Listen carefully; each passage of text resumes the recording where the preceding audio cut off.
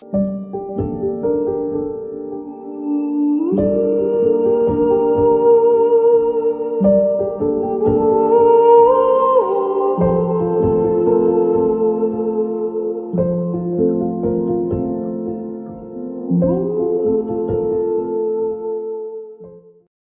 11. Skepticism. Walking around the rainforest biome late that Sunday afternoon, the professor spent some enjoyable time with Rachel and her young son Jordan as they attended to the animals. Having been stripped of many of his professional duties by the ethics committee, and on his summer break, Jax had more time on his hands than he was used to. Since it was the weekend, Rachel had brought her 5-year-old son in to see where she worked. The young boy was enthralled with the monkeys and the reptiles, but not entirely sure about the jaguar, saying to his mother, "He has mean eyes." Passing by the library, the professor was surprised to see Evan and Seth sitting at a table deep in discussion. For a moment he hesitated, and then he noticed that his big framed portrait, which had hung over the doorway ever since the biome had opened, had been taken down. Swallowing hard, he nodded glumly to himself. He was being marginalized in every area of the Greenville University where he had once been held in high esteem. In anticipation of a negative outcome at the upcoming tribunal hearings, his portraits were being removed. Distantly, he heard Evan say, "What evidence is there, aside from the Bible, that Jesus truly existed?" The howler monkeys started up a roaring chorus. Glancing over in his direction, Evan was surprised to see the professor standing in the hallway. "Hey, come join us," he called out warmly. Feeling rather dejected, Jax was in the mood for a stimulating conversation. With a smile, he jested, "Whose decision was it to put those monkeys so close to the library?" Evan laughed, and then explained to Seth that the professor had planned everything. "But it makes a good first impression when people enter the main doors," he assured his mentor, noticing the sadness in his eyes. Once the professor was seated and the monkeys had settled down, Evan told him, "I just asked Seth your question about whether there is evidence for a historical Jesus." Seth smiled and nodded at Jax. Having just read a few pertinent articles, he was longing to share what he'd learned. "So you want to know if there's evidence outside of the Bible that Jesus existed?" "Seems a fair question to me," the older scientist replied wearily, resting his arms on the table. "What would it take to convince you?" Seth asked. The monkeys started up again. Looking dubious, Jax paused to consider his answer and then spoke loudly.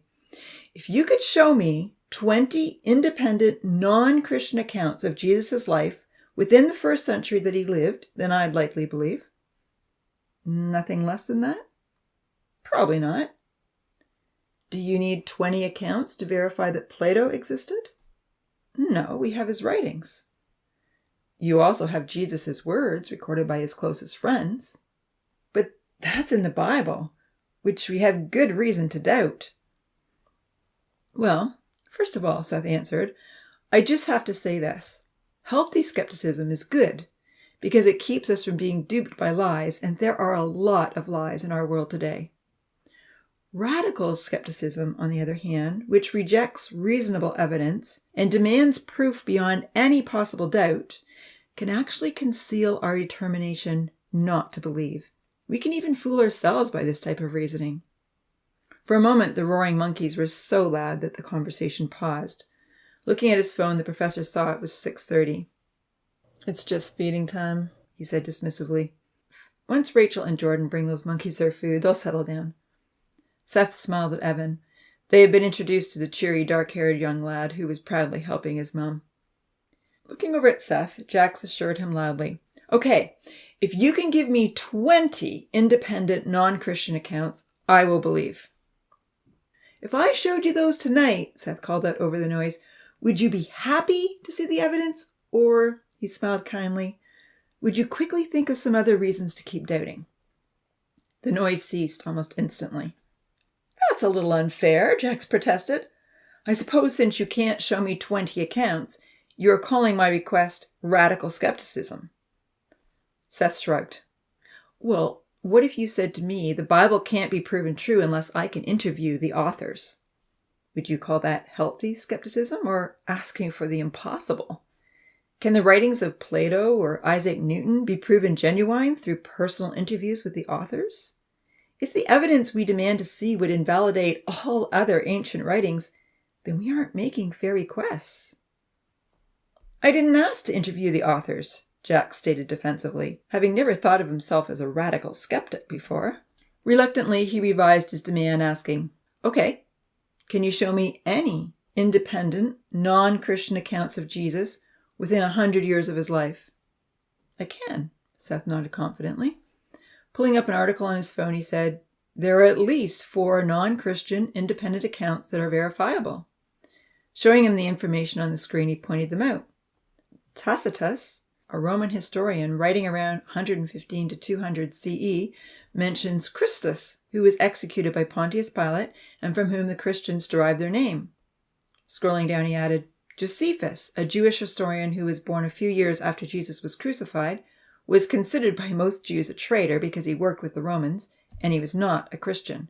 He had no ulterior motive to support Christians in his writing, yet in his historical account, Jewish Antiquities, he mentions that James was the brother of Jesus who is called Messiah, and speaks of him teaching the people and being crucified by Pilate.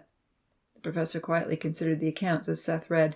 Lucian of Samosata, a Greek satirist living in 115 to 200 CE, wrote, "The passing of Peregrinus." His writings clearly show that he was not a Christian, as he derided those who, having convinced themselves that they are going to be immortal and live forever, the poor wretches despise death and most even willingly give themselves up. Yet he refers to the believers as Christians, who worship the man who was crucified in Palestine because he introduced this new cult into the world. Scrolling down, Seth added, Pliny the Younger, who knew Tacitus and was a Roman governor, speaks of Christians singing hymns to Christ as a god.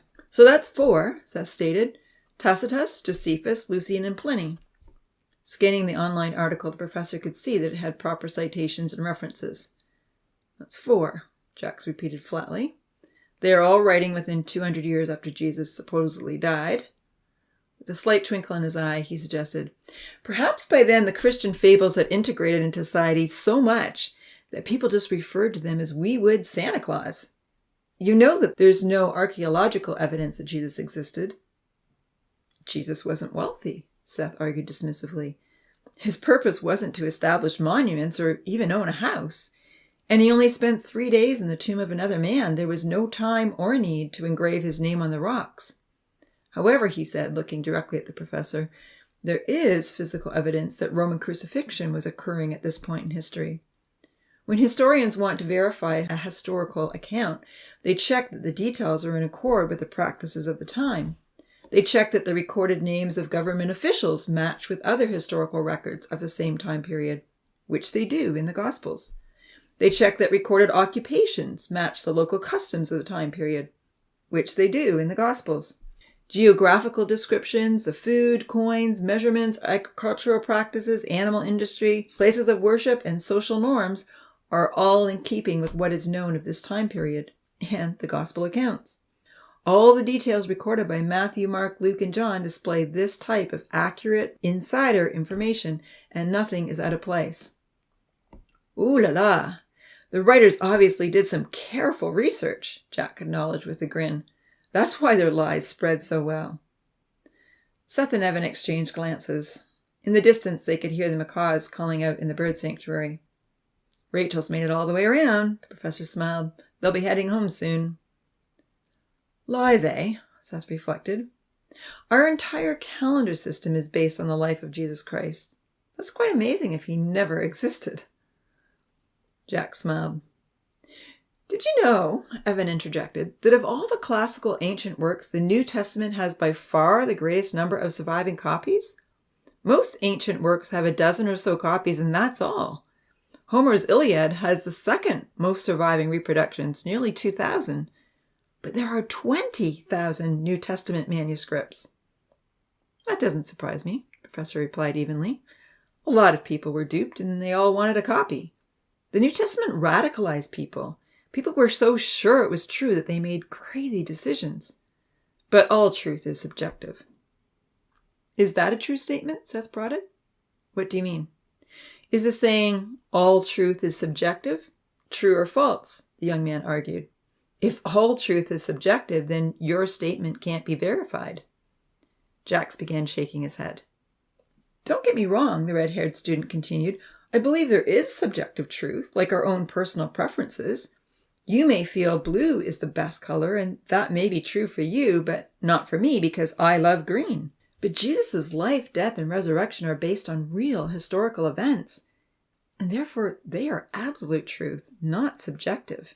If I can't study it through my 5 senses, then it can't be proven true, the professor debated, enjoying the argument. Having read such sentiments in the professor's book, Seth had done his investigation and found answers to the challenging questions. With a smile, he retorted, but yet you are trusting your own reasoning, which you can't study with those 5 senses, to be a reliable guide in determining the truth. According to your worldview, your brain evolved to help you survive, not to determine the truth. Nodding, the professor chuckled. Seth wasn't an easy pushover, and he had some valid points. Evan had also thought these matters through since Seth had put him on the spot about missionary work in paradise. He piped up, saying, Let me explain one of the most powerful proofs that I found as strong evidence that Jesus truly existed and rose from the dead.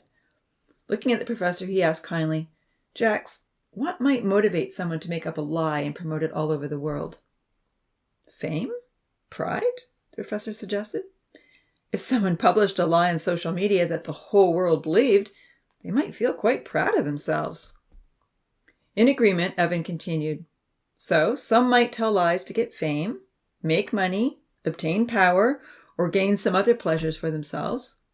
Lies are often told to avoid painful consequences. In fact, our world is overwhelmed with fake news and lies, he said, shaking his head in dismay, to the point where we hardly know what to believe anymore. But think about this. The early Christians were persecuted for those beliefs they promoted. Most of the disciples lost their lives because they chose to keep preaching a resurrected Messiah, regardless of the violent threats they received. Many early Christians were martyred, crucified, fed to lions, hung, beaten, mocked, and shamed. They had to leave their homes, sometimes their families, give up jobs and status, and they didn't stand to gain anything material in this life. In the gospel accounts, Jesus clearly warned them ahead of time that anyone who wanted to follow him had to take up their cross to do so. As I see it, there's only one powerful reason that people will refuse to recant under threats of losing everything, and that is if they feel the truth they profess is absolutely certain and so valuable it must be shared with others. Satalors, why would anyone want to bring such a terrible fate on people they care about? Jax frowned. Because their hope is for a better resurrection, Seth replied. They were looking forward to eternal life in the future with Jesus. And that's why Christians become radicalized, Jax reasoned anxiously. That's why the Bible is so dangerous. People lose their focus on the here and now and will do anything for some fanciful vision that may never come true. Seth groaned. Maybe, the professor conceded, attempting to be fair. The disciples were confused and thought that Jesus had died when he didn't. Perhaps they didn't mean to promote a lie. They just thought they had witnessed a miracle that didn't really occur. So he was taken off the cross and put in the cave still alive? Seth queried. Jax nodded. Looking at the distinguished scientist dubiously, Seth followed through with the suggestion. And then 3 days later, completely healed from being beaten, tortured, crucified, and thrust through with a spear, Jesus wriggled out of the linen wrappings, moved the heavy stone, and overcame trained soldiers? Is that possible? Jax shrugged. Even if the disciples got past all the guards Pilate had set in place and managed to carry him out of the tomb, Seth argued, how could he have fully recovered only 3 days later? Even if they had access to antibiotics, that would be incredibly fast healing. Whether he was miraculously healed or resurrected, both would involve God's supernatural intervention. Recognizing the improbability of the situation, the older scientist tried another tact. So, maybe just the New Testament is valid. Seth shook his head slowly. Jesus himself recognized the authority of the Old Testament, he explained. How? Giving examples, Seth listed, he directly quoted from it to defeat his temptations to sin. At the end of the Gospel of Luke, he quoted from the law and the prophets in order to prove to others that he was a true Messiah. He said that his role was to fulfill the law and not to destroy it. Many times when he was teaching, he said, "It is written," or "Have you not read?" in reference to the Old Testament scriptures. Jax pondered the matter silently. Rachel and Jordan had finished feeding the animals and called out their goodbyes from the doorway. The three debaters waved cheerily and said goodbyes of their own. Jordan was excited. "The jaguar ate his steak in one bite," he told them astonished. "But he left the grapes." "He might come back for dessert later," Jax chuckled. "And the mummy monkey wouldn't share her apple." "Good thing you have a nice mummy," Evan quipped. Jordan nodded and reached out for his mother's hand. "I'll be waiting to hear about the patients," Rachel called out. "I should hear soon," Jax assured her, looking quickly at his phone in case he'd missed a message, but he hadn't. They all waved again and the Khalids departed hand in hand for home. Returning to their discussion about whether or not Jesus had endorsed the Old Testament, Evan had a few more things to add. Jesus spoke of God creating Adam and Eve as though this were an established fact, he noted. In fact, Jesus referred to many Old Testament people like Noah and Lot, David, Jonah, Abel, and Zechariah. Never once did he insinuate that they were myths. He even spoke with Moses and Elijah in the Transfiguration, Seth added. If we think that Jesus taught a different God, it's more likely that we simply don't understand the Old Testament correctly. "Perhaps," the professor acknowledged slowly. "But I find it really hard to understand or even like the God of the Old Testament." Looking up kindly, Seth said, Sometimes we dislike people because of what others have said about them, but when we actually get to know them ourselves, we may discover the rumors are wrong. They may become our best friends. I think it's the same with God. Many past events have been taken out of context and spun in the worst possible ways without giving the whole story." Nodding, the professor admitted this could be true. He had never read the whole Bible from cover to cover, only small sections here and there. "Remember what you always told us in class," Evan encouraged. "Follow the evidence wherever it leads." Jax chuckled, knowing he had often added, "It doesn't matter how fantastic your theory is. If it doesn't hold up to experiment, if it doesn't match the evidence you discover, then it's not viable. Throw it out and start again. Science doesn't progress by holding on to established theories, but by following the evidence." Internally, he pondered, "Are there documented proofs I'm refusing to consider because I want to cling to my favorite hypothesis? Have I become a radical skeptic, refusing reasonable evidence?" The conversation had given him plenty to think about. Rising from the table, he thanked the young men for the interesting discussion and headed back to his office. He hoped he would soon get a report from Amy.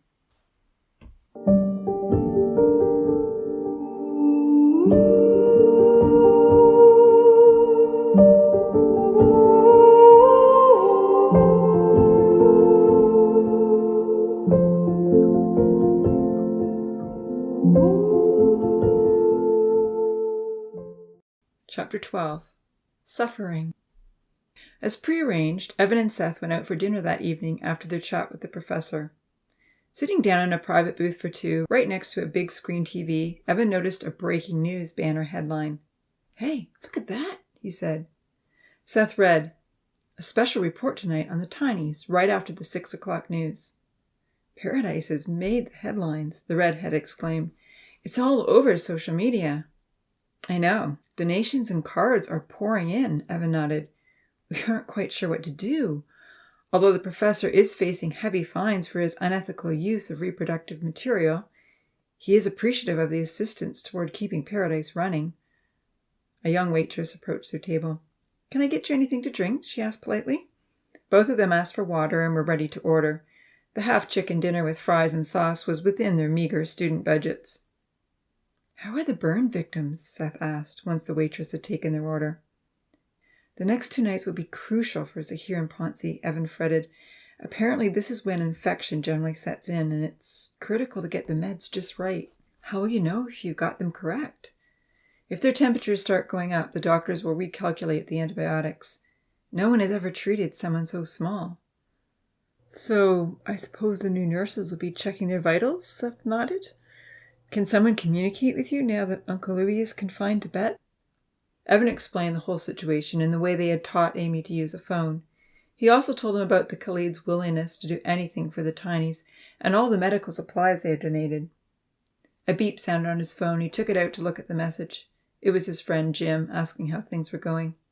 "Sorry, Seth," Evan apologized, putting the phone down on the table and choosing to respond later. "We're waiting to hear from Amy tonight. Hopefully she'll give us a full report." "I know a lot of people are asking this question," Seth prodded, "but does Dr. Khalid feel confident that everyone will recover?" Evan looked over at Seth's concerned face. "There are no guarantees," he said soberly. "We're waiting to see how the boys pull through in the next few days. Louis's prognosis is poor, since obviously surgery can't be done, and his heart attack damaged a lot of the muscle." "I'm really sorry to hear that," Seth replied in dismay. "Louis pushed himself to the limit to save Paradise, and now he's just going to die. And that's that? Can't we give him something more?" With a desperate look on his face, he appealed, "Evan, is there any way we can share the message of salvation with him?" Evan smiled at his younger friend. "Seth, I invited you to dinner tonight because I have something very important to tell you. You won't believe what has happened in this last week since the fire. I could have just sent you a message, but this news is worth a fine dining celebration. I believe your prayers were answered." Astonished, Seth looked up. "Really? How?" As they waited for their chicken dinners to arrive, Evan filled him in on the particulars. He told him about Louis's discovery of the Bible online weeks before the fire, and of his insistence while in the emergency lab that he be allowed to have God's book in Paradise. "Louis feels that his prayers were answered," Evan exclaimed. "He is determined to do a search for truth and find out whose book he agrees with more, the professor's or God's. If you still have that small copy of the Bible, Seth, I'm actually allowed to send it in." Seth's green eyes were wide with wonder. Trying to process everything Evan had told him, he clarified, "So Louis has already discovered the Bible online? And Professor Lemans has agreed to allow God's book to enter Paradise?" Evan nodded happily. The young student was overjoyed. "This is definitely worth celebrating and thanking God. And yes, I have that Bible," he exclaimed. "And I've already marked in some key cross-references and notes, just in case an opportunity came up." Evan explained the details. Louis promised he would share the Bible only with those in the crisis room for now, and that he would also read the professor's book to them. Continuing on, he explained the whole discussion that had taken place between the professor, himself, and Louis. He even showed Seth the messages Louis had typed on his phone. "Unreal," Seth smiled. "I would never have dreamed it could happen this way. I would love to meet Louis. What an amazing guy he is. I'll bring the Bible to you early tomorrow morning." "Here are your meals," the waitress said, handing them both overflowing plates of food, mostly fries. "Let me know if you need anything else." Both men thanked her, and then Seth suggested they say a prayer. Bowing their heads, he prayed earnestly. "Our Heavenly Father, we thank you for our lives and the privilege of calling you our Father. We thank you for this good meal, our health, and our friendship. We know that all good things come from you. We are thankful that you found a way to enlighten Louis even before we prayed. And we are astounded at this remarkable opportunity for your word to enter Paradise. Please bless the Tinies with this opportunity to find your precious salvation." In a more sober tone, Seth begged, "We ask now for direction in determining how to care for the Tinies. All life originates and is sustained by your power. None of us can exist without your life-giving spirit breath, and you care for all of us, no matter how small or insignificant we may be. Please save Sahir and Ponzi from infection. We live in an age when science has overreached its boundaries and tinkered with your creation in ways that surely bring grief to you. For the professor to take your gift of life to those who are made in your image and miniaturize them to bring glory to himself is truly wrong. Please forgive him this wrong. Please help him to give you the glory as the wonderful designer, creator, and father that you are. In the name of our Lord Jesus Christ, your beloved Son, we pray. Amen." Silently, the two science students began eating their meals. Evan was deep in thought over Seth's prayer. He had never considered apologizing to God for what he and the professor had done, Yet he had been feeling very uncomfortable ever since he realized it was wrong to modify human life in such a drastic way. Had they tried to bring glory to themselves by misusing their knowledge? Yes, he had to admit, he had desired to see his name emblazoned across social media and in exclusive scientific research magazines. Such personal revelations deeply disturbed his conscience. The silence extended uncomfortably for a few minutes as they munched on their fries and dipped their chicken into the delicious sauce. And God is my Father, Evan pondered inwardly. I belong to him. He notices me. Maybe he even loves me. Have I disappointed him by what I have done? Have I misused my abilities in altering the lives of others who are made in his image? The tall researcher was filled with anxious regret, and he stopped eating. I'm sorry, Seth apologized. Evan, I should have talked to you about this first. While I was praying, I just felt the urgency of the situation with Sahir and Ponzi in critical care, and I was strongly moved to ask for God's forgiveness. Evan nodded, sitting back in his chair. In a remorseful tone, he agreed, You're right, Seth. With a sigh and a shake of his head, he added, I know you're right. What we've done with Paradise is wrong in God's eyes. I fully admit it. These little people could have become regular human beings had we not shrunk them down. At the time, I thought it was a fantastic experiment to be involved with, and I thought it'd be really fun for them. I didn't fully think about how short their lives would be, or that they might hope for something more, or that we were trying to bring glory to ourselves. Seth looked up sadly. With remorse, Evan confessed, I was wrong to get involved with this. I suppose I should also pray and personally ask God for forgiveness. We need to set things right, Seth agreed. God will forgive those who sincerely repent and desire to change. I'll pray when I get home, Evan promised. I get it now. Wiping his mouth with his napkin, he laid down his fork. He had completely lost his appetite. With a sigh, he pleaded, But Seth, I'm in too deep to get out of this. I have to see this project through to the end. I can't abandon the Tinies or even Professor Lemans. They need me. They certainly do, Seth agreed. What's already done can't be undone. You are responsible for their lives. Nodding, Evan relayed wistfully, I should tell you that I've been experimenting to try and find a way to change the Tinies back to a real human size. Looking up with astonishment, Seth exclaimed, Really? Is that even possible? How would that even work? Shrugging his shoulders, Evan replied, I've seen it happen randomly with the sunflower and a whole group of butterflies and moths that we sent into the dome. I know it's possible somehow. I've been experimenting with fish eggs, but so far no success. I've spent hours and hours trying to find a way to undo our mistake.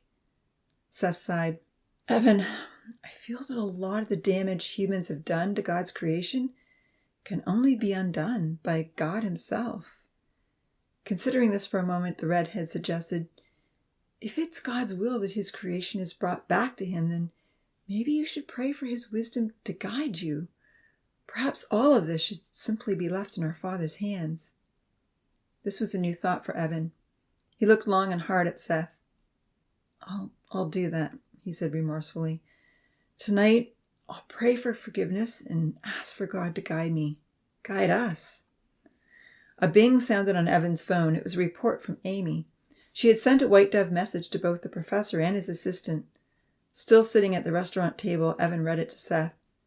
Zahir and Ponzi have elevated fevers of 39 degrees Celsius. They have slept almost the whole day and are still too sleepy to open their eyes or hear me talking to them. It's been very hard getting them to drink the medicine. That doesn't sound good, Seth frowned. Evan texted back right away. Ensure they drink all their medicine, however long it takes. Try dipping cloths in lukewarm water and placing them on their foreheads and chests to get those temperatures down. Let us know in a few hours if it's still rising. A response from the professor came in right after his, saying much the same and requesting an immediate video call with her. Looking up at Seth, Evan relayed soberly, Well, we did expect elevated temperatures today and tomorrow. Hopefully we can monitor this carefully and keep their fevers under control." Seth looked at him with a troubled expression. Minutes later, the special news report on the large TV screen in the restaurant caught Evan's attention. "We're all on the edge of our seats, hoping that Zahir and Ponzi will have a favorable recovery," the female reporter was saying. "Professor Lemans has informed us that Dr. Farouk Khalid and Dr. Montgomery, two of Greenville's finest doctors, are working closely with him to assess the medical needs. The next 2 days will be critical for the burn victim's recovery. Nurse Amy has been educated on how to use a smartphone, and they are all waiting to hear from her this evening. She has been asked to report on their vitals every day. No doctor has ever studied or medicated a tiny before. It's all a bit of a guessing game, although these doctors are basing their estimates on much more knowledge than I'll ever have." As other patrons in the restaurant craned their necks to see the TV screen, the co-reporter nodded. "Or most of us," she added. "Dr. Khalid trained at a prestigious hospital in Israel and has been working at the Greenville University Hospital in the cardiac ward for the past 8 years. His wife, Dr. Rachel Khalid, is the head animal doctor at the Biosphere. Dr. Montgomery is our resident specialist who has developed a highly successful burn treatment formula right here in Greenville, which has gone worldwide. All three have contributed greatly to our community and scientific research. And now," the other reporter announced, "in case you haven't seen it already on social media, we have actual footage of the shocking catastrophe that happened only days ago in Paradise." Across the screen came a video of the fire. Many of the tinies were lined up, passing water pots to the frontline firefighters. Zahir and Louie's heroic effort to save Ponzi had been captured, but the video ended abruptly. "That's when I told them all to leave," Evan remarked ruefully to Seth. Commenting on the injured victims and heroic medics, the reporters displayed a few older pictures that the professor had sent in from happier days. One picture, which had already gone viral the week before, was from the first celebration in Paradise. Wearing her white celebration dress, Amy was singing with Zahir, and a large group of tinies stood around them. Smiling, the reporter elaborated, "I'm sure most of you have heard the beautiful love song created and sung in Paradise, trending now across social media. Amy is the female singer here in the white dress.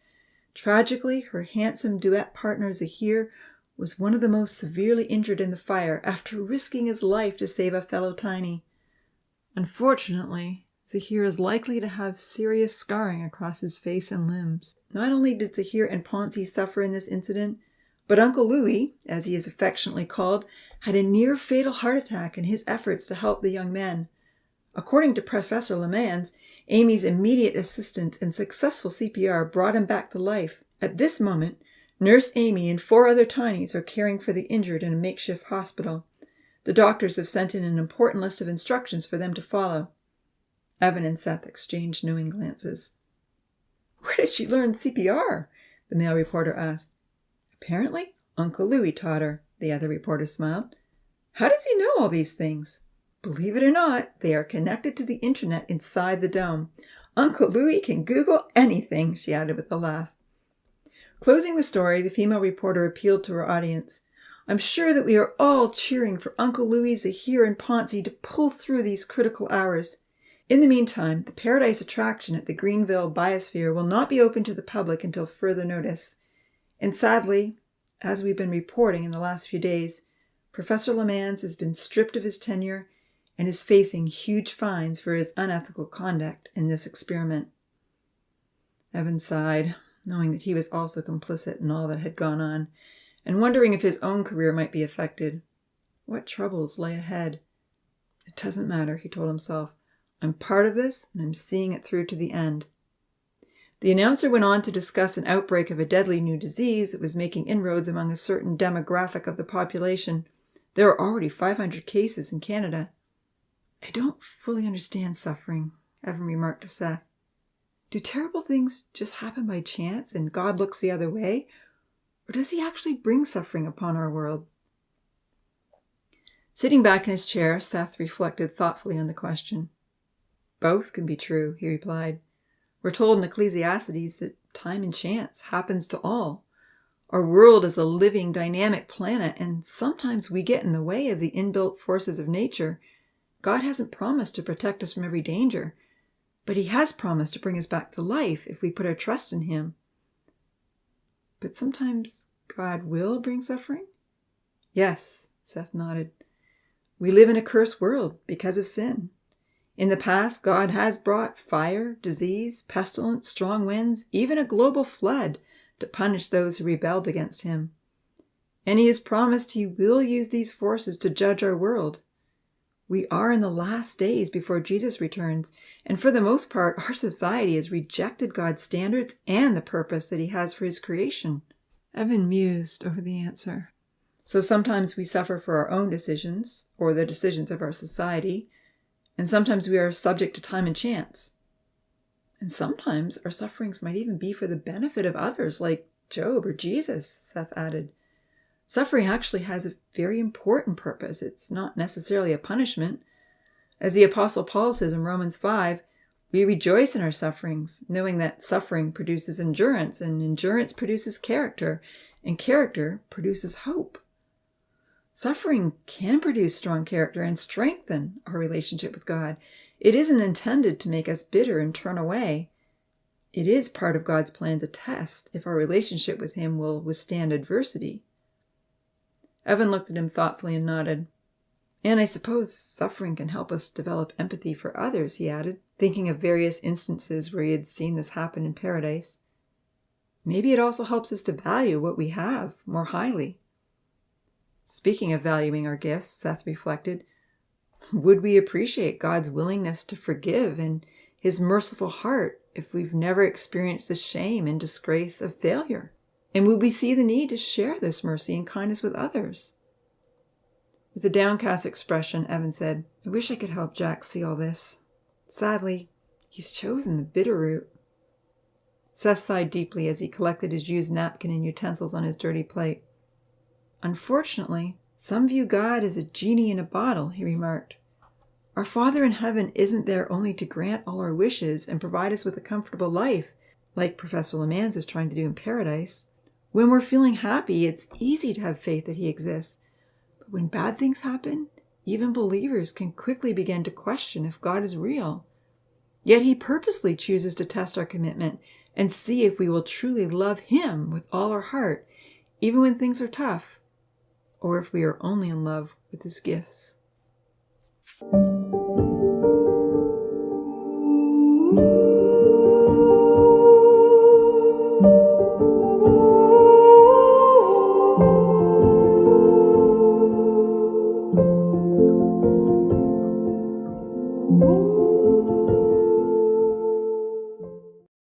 Chapter 13. A long night. Amy woke up to the sound of Uncle Louis's voice. He was calling for her. She sat bolt upright in bed. The night air was always cooler than during the day. Pulling on the long white shirt that Dia had made for her, Amy noted that the bed beside hers was empty.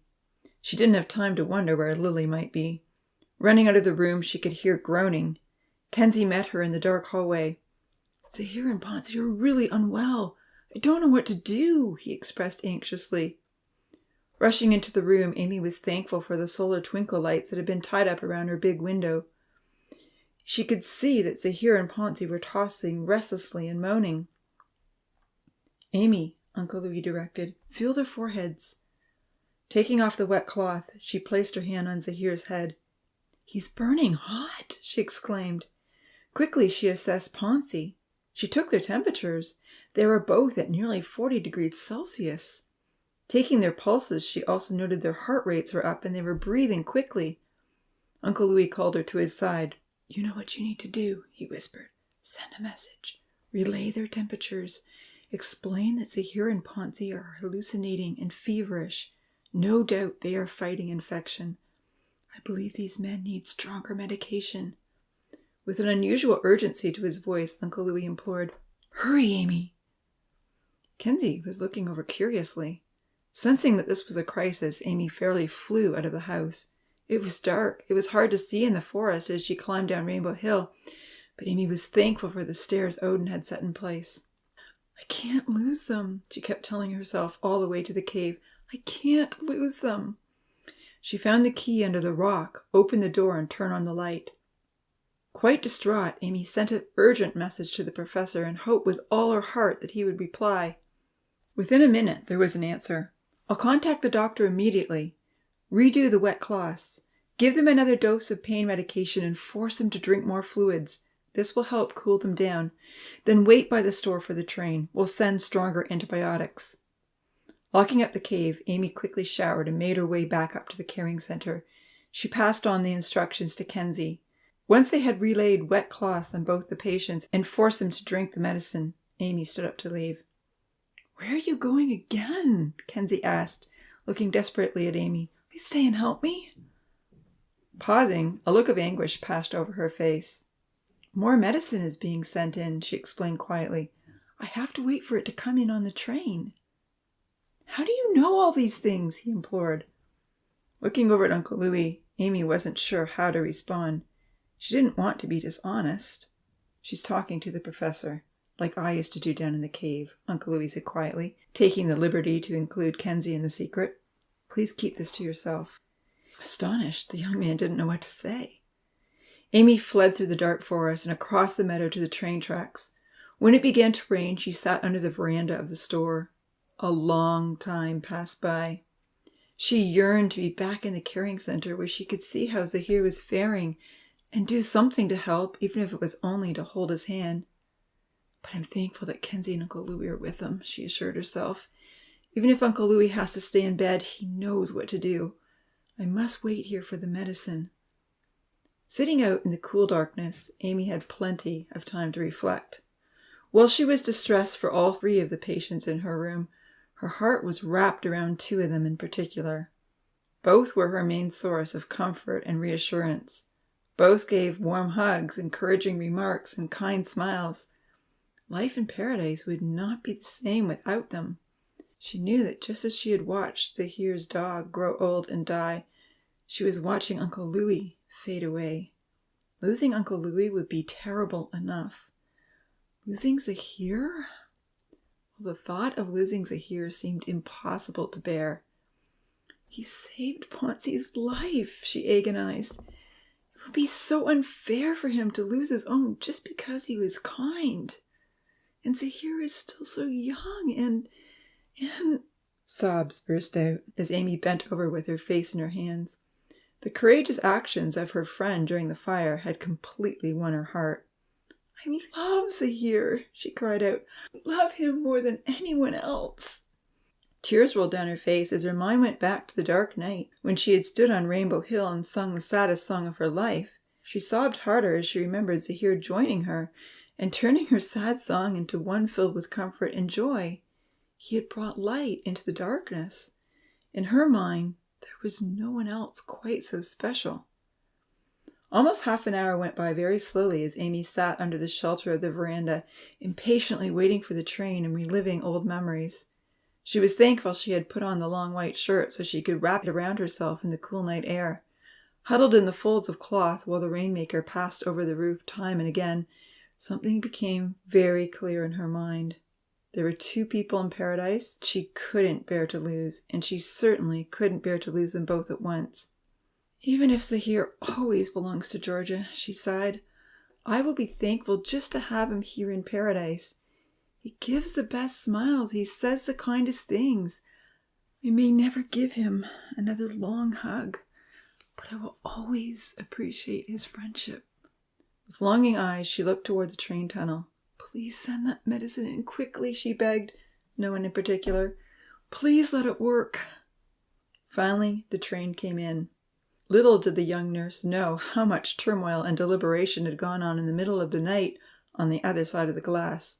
She didn't know that Farouk and Rachel Khalid had risen from a sound sleep, called Dr. Mark Montgomery, and made numerous calculations with him on the phone. Then Rachel had stayed back with Jordan while Farouk had driven to the hospital, where he packaged and labeled the stronger antibiotics in tiny bottles. The kind-hearted doctor had then driven across to the biosphere, met the professor in the parking lot, been ushered into the Paradise Room, and spoken careful instructions that Jax had written down in tiny, legible form. He was now standing outside the dark dome beside the professor, looking in with great anxiety. Deliberating softly with one another, they were trying to determine whether it would be best to bring the burn victims to their side of the world in the morning or not. Amy only knew that the train had arrived. When she rolled open the door of the first car, the lights came on inside, which helped her to see everything. Picking up the tall eyedropper bottles, she saw from the labels that there were 2 of each type of medication. Placing the extras on the ground beside the tracks, she gathered 1 of each new bottle and the written instructions. 2 was all that she could carry. Running across the dark field, Amy crossed Rainy River. Usually, it was just a dry riverbed, but since it was still raining, it was knee-high. She saw a little rabbit scamper away and her dear friends watching her from the woods, but she hardly acknowledged the animals. If they were hungry, she knew they could always go to the store and eat from the compost pile. Important lives were at risk, and at that moment she could hardly think about anything else. She even forgot to shower. Kenzie was re-wetting the damp cloths for the patients when she came back to the softly lit room. With great relief, he ran over to take the big bottles from her arms. Zahir and Ponzi were still restless and moaning. Uncle Louis called out softly, "That's my girl." Standing by the window, Kenzie and Amy read the instructions. "Oh, I'm so thankful for these lights," she said, and he agreed. Together they measured out the dosages. Amy held the cups while Kenzie filled the dropper and squeezed it out into each one. Picking up Ponzi's cup, the weary male nurse took it to him. With the medication, Amy sat down in the chair between the 2 burn patients. She called out to Zahir, but it took a ladder attempt to wake him. When his eyes fluttered open, he didn't even recognize her. He seemed to be in the middle of a nightmare and cried, "No, no, please don't fry me. No, not Fredo, not Fredo."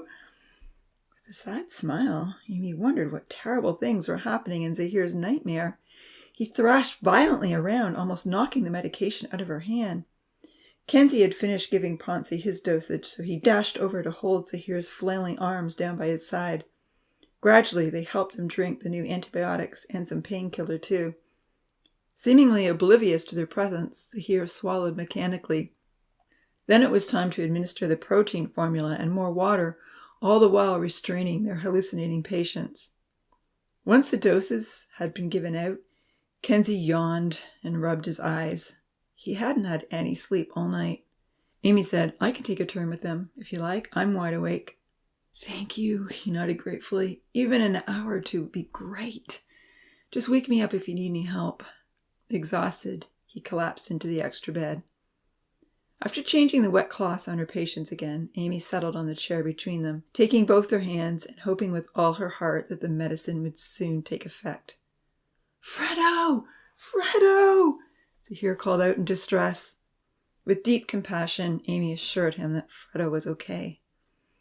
Near dawn, the young man began to relax. Their foreheads became cooler to the touch. Ponzi fell into a sound sleep. Amy turned her full attention to Zahir. He wasn't thrashing around as much as before. Hopeful melodies welled up inside her heart. She didn't want to wake anyone, so she kept her voice soft and low.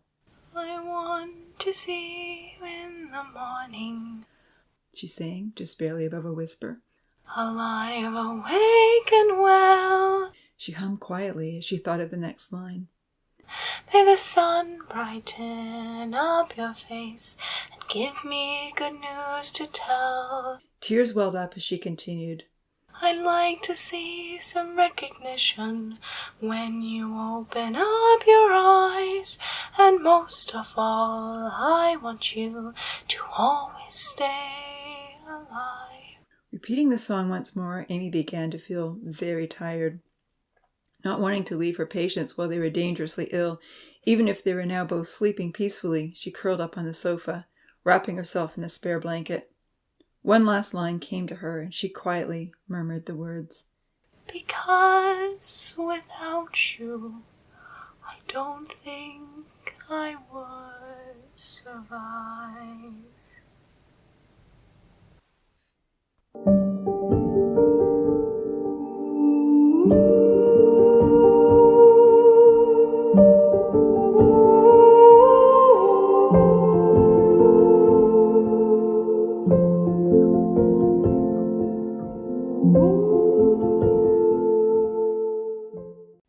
Chapter 14. The Lady in White. Slowly Amy became aware of her surroundings. Little birds were singing in the trees and squirrels were chattering away. Sunlight was filling the room, while smells of ointment and unpleasantries wafted past her nose. And then she heard a faint groan. With a start, she came to and sat bolt upright on the pink couch in the caring center. Zahir's blue eyes were alert. "Did you stay in here all night?" he asked wearily. "Zahir, you look so much better!" she cried out with astonishment. Jumping up from the sofa, she ran over. Taking the damp cloth off his forehead, she felt his temperature. "You aren't burning up," she announced ecstatically. Wide-eyed, she looked over at Uncle Louis. Having been awake for a while, Uncle Louis cheered. "Oh, that is very good news indeed." "Why was he burning up?" Ponzi asked fearfully, confused. "You both had fevers," Uncle Louis replied. "You were fighting infection and you became far too hot. Thanks to Kenzie and Amy, you're doing much better this morning." Lethargically, Zahir reached over and clasped Amy's arm. "Thank you, Nurse Amy," he said gratefully. "And you too, Kenzie," he nodded at his friend. "I had so many strange, scary dreams," Ponzi mumbled, peeling off the cloth in his chest. "But there was also this beautiful lady in white who sometimes turned into a butterfly." He smiled, looking over at Amy in her long, wrinkled shirt. She was singing a really pretty song. "Nice," Zahir mumbled wearily. "Mine were just scary. This nasty creature was trying to kill me and Fredo. I kept trying to save my dog, but..." He paused to catch his breath. "Come to think of it," he reflected thoughtfully, "that creature had a gigantic frying pan." Amy laughed.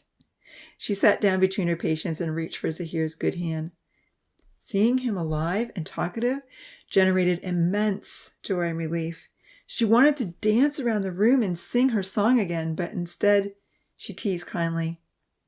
"Maybe you're feeling guilty for all those poor fish you've caught." Ponzi laughed. "Could be." Zahir's eyes were smiling.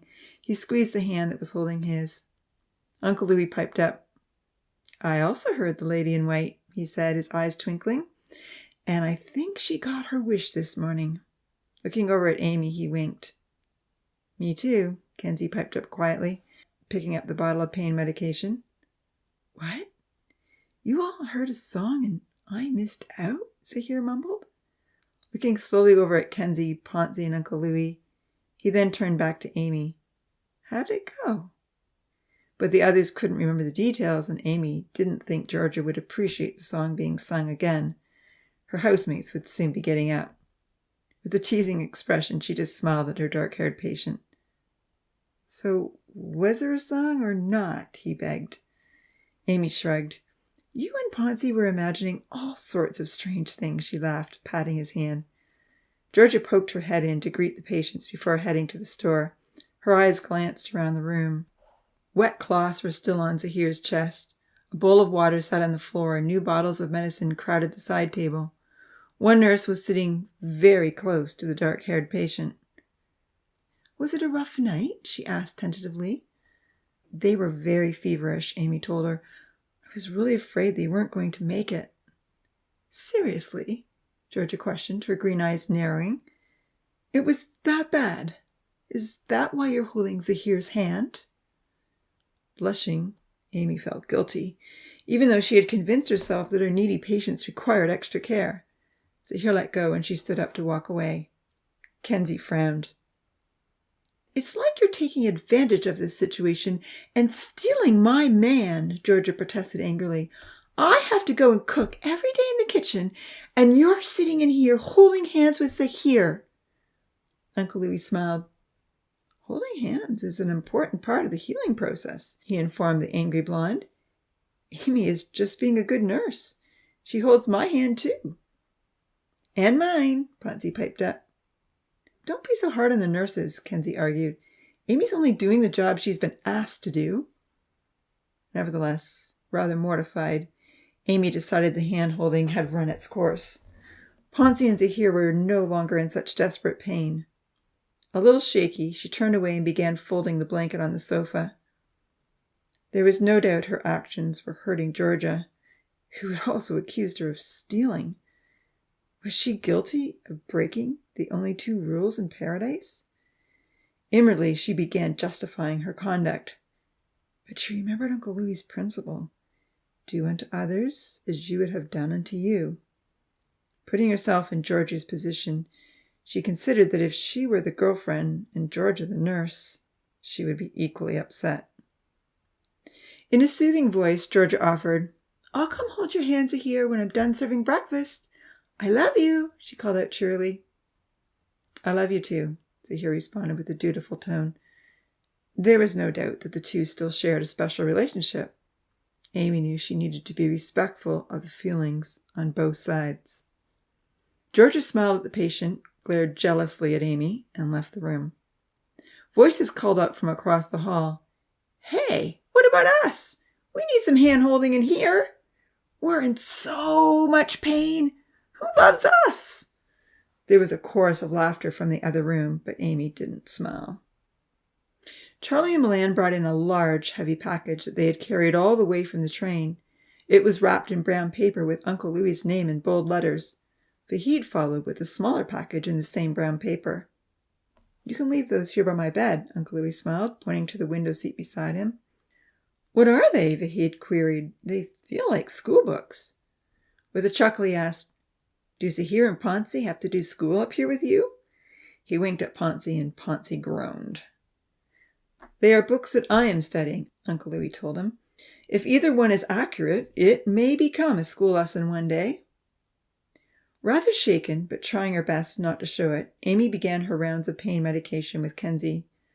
Glumly, she decided the pink sofa would be the best place to sit when talking to her patients. It was far enough away that hand-holding was not an option. She didn't want to provoke another jealous reaction from Georgia.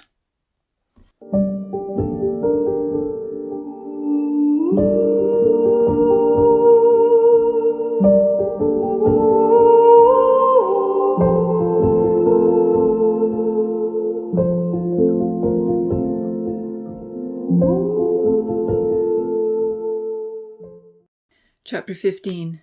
Healing. After all the bandages were changed that afternoon and the medicine doled out, Zahir and Ponce soon fell asleep again. Their temperatures remained steady, just a little above normal, and the smell was dissipating. But seeing the young men were having another nap, she decided to go across the hall and play games with the Beach Boys and Santa instead. Chess was becoming quite popular, and so were card games. Amy slipped out to give another report down in the cave. Thrilled to share her good news with the professor, she hummed the new song that she had sung to Zahir. To her surprise, she met Lily in the forest. "Where are you off to?" Lily demanded suspiciously. "I'm just enjoying the forest," Amy laughed, immediately feeling uncomfortable with half-truths. "Of course," Lily nodded merrily. "Write some songs while you're walking around." She tossed her head back proudly. "See you later when you're finished talking to the professor." "The professor?" Amy echoed, pretending to be surprised by the remark. "Talking to him?" "We know that's where you're going," Lily shrugged. "It's obvious that Uncle Louis can't talk to him anymore, and somehow the train keeps coming back and forth with all the right supplies." "I'm not sure where you're getting these ideas from," Amy said. "I'm just not sure why you were chosen," Lily admitted, "unless it's because you're one of the nurses." Alarmed that her secret was already out, Amy walked through the darkest part of the forest, climbing over a few more fallen trees. Carefully, she found her way to the cave and took the key from under the rock. Once inside, she turned on the light and closed the door. There were dirty streaks on the phone. The letter she had received from the professor was upside down, and she was sure she had left it right side up. "Has Lily or someone else been in here?" she wondered anxiously. "Or did I leave this mess?" She used the cloth that was on Uncle Louis's desk and wiped the screen. "I'd better keep this key with me," she decided. "Maybe someone saw me put it under the rock." Pressing the White Dove app and making a video call to the professor, Amy sat down in the chair. It didn't take long for him to answer. Eager to share her good news with him, she told him all the details of the long night. Having been anxiously awaiting a message from her ever since he woke up that morning, Jax was overjoyed to hear that both patients' temperatures were almost normal. They were alert and talkative this morning, Amy recalled, clapping her hands together joyfully, and now they are both sleeping soundly again. Wildly thankful for the good news, Jax didn't tell her that he had stood with the doctor deliberating anxiously for an hour in the night, slept on the cot in the lab, and been unable to concentrate on anything else since he woke up. This is wonderful, wonderful news, he rejoiced, relieved that the patients could remain in the dome. I'm so proud of you, Amy. You followed the instructions well, and am very thankful that you messaged me when there was a problem. Amy was grateful for the new medication and formula. I'm so happy the guys are better, she exclaimed. I couldn't bear to lose them. I couldn't either, he smiled pleasantly. You have some very special tinies in your care. Amy nodded enthusiastically. Then she remembered her conversations with Lily. She told the professor what Lily had said and also relayed that Uncle Louis had let Kenzie in on the secret. Jax was concerned. He pondered the matter. Once the others have figured out that you are communicating with me, there's not much we can do to keep it a secret, he said with resignation. Just try your best not to draw attention to this privilege. I don't want the others to react jealously towards you or find a way to use the phone inappropriately themselves. Please be sure to keep that key with you at all times. Nodding meekly, Amy didn't admit that she had been leaving it under a rock, but she told herself she had to be much more careful from now on. Showering before heading back to the caring center, Amy held tightly to the key. She begged Dia for a long piece of ribbon, and her housemate tossed her one of the many that she had hanging on pegs. Privately tying it around her neck, Amy hid the key under her dress. Another evening passed quickly as the 4 nurses changed dressings, cleaned wounds, monitored temperatures, and gave the correct dosages to each patient. Amy was thankful when Vahid arrived and it was time for bed. Kenzie left yawning, and Tina dashed off shortly after. Your last night was rough, Vahid said to Amy outside the room. She nodded wearily. I am so tired. But she went over the new instructions and showed him the bottles of medicine that they were now to use.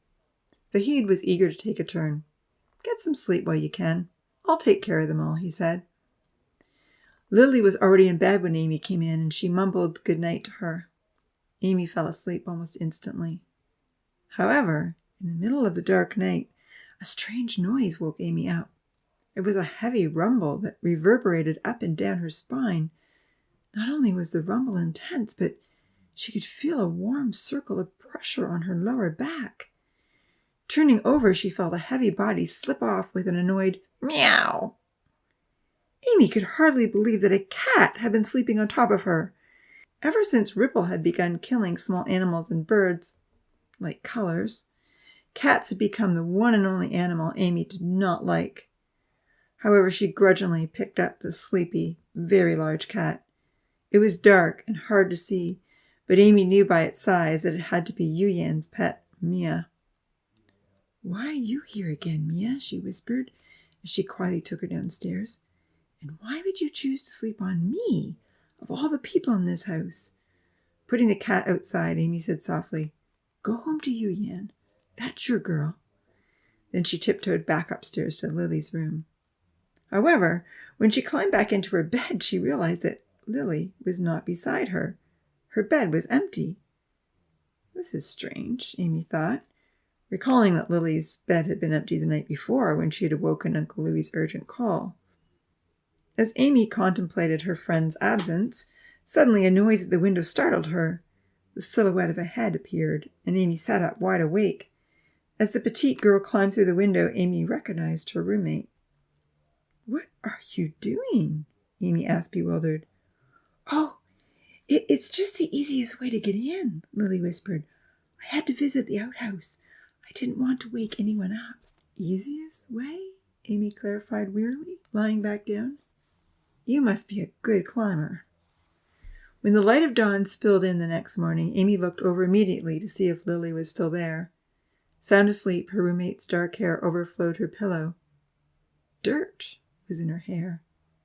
The copper-haired nurse observed her friend carefully. There were also muddy streaks on Lily's elbow.